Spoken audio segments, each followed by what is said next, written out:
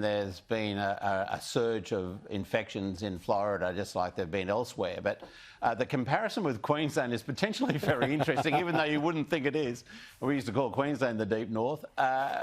When you looked at the weekend and saw the results in places like the Sunshine Coast, our Miami, you had places like Caloundra, Palmerston, Nicklin, all going to Labor or heading that way, and these are large retirement communities. So I think older people will have a very important role to play in the election in Florida. I'm most certain about that. The other thing that is worth noting is that no Republican president has ever got to the presidency without winning Florida. So that's another issue that you need to be conscious of, that it really has to be picked up by Trump tonight to have any chance of winning.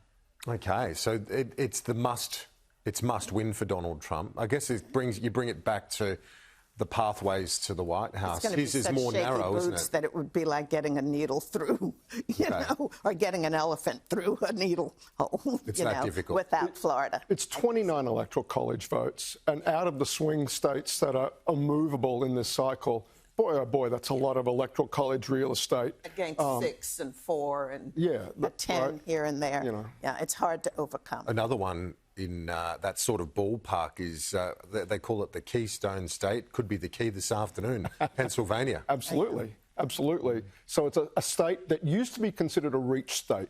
Whenever I used to hear Republicans thinking, oh, we're moving some resources out of Michigan, Ohio, we're going up to Pennsylvania, the Romney campaign, you know, they're probably losing, and now they're throwing a bit of a Hail Mary bomb.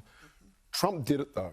And everybody looked at the resources he was dumping into Pennsylvania in 2016, and myself included, going, what does he think he's up to? And what he was up to was mobilising people in the western part of the state, living away from the big cities, particularly Pennsylvania, but around Pittsburgh and out in that western Pennsylvania countryside.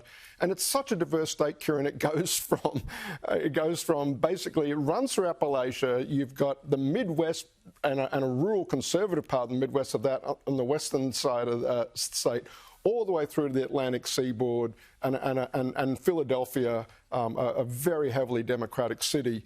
Again, it's that diversity that makes it closely poised politically. Typically, though, its working class roots out in that steel town of Pittsburgh cemented it as Democratic stronghold for a long, long time. Now, Trump unpicked that lock with mobilisation of people that typically don't vote.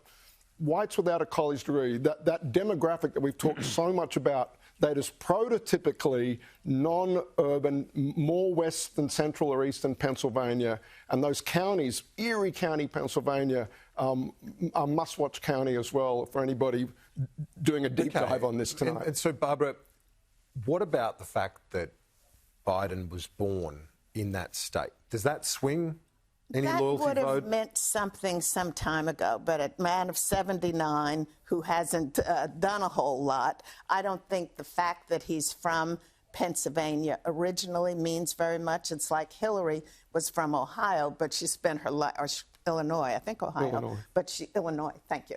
But she spent most of her time in Arkansas. They saw her as an Arkansan, as we see Biden as a person from Delaware, where he's taken the train back and forth every night going home, and that's been his, his big centerpiece. So centerfold is not so much Pennsylvania for him in terms of votes, but I do believe that because of the population, as you say, being so rural, with Trump winning Pennsylvania, then he was also setting the pace for Iowa. He was setting the pace for the Dakotas, and they were little numbers, but they all added up. And what seemed to have been an impossibility 4 years ago, he made it doable. So I consider Florida as the starter and the one that starts the wave. But I think this time around, Pennsylvania closes the deal.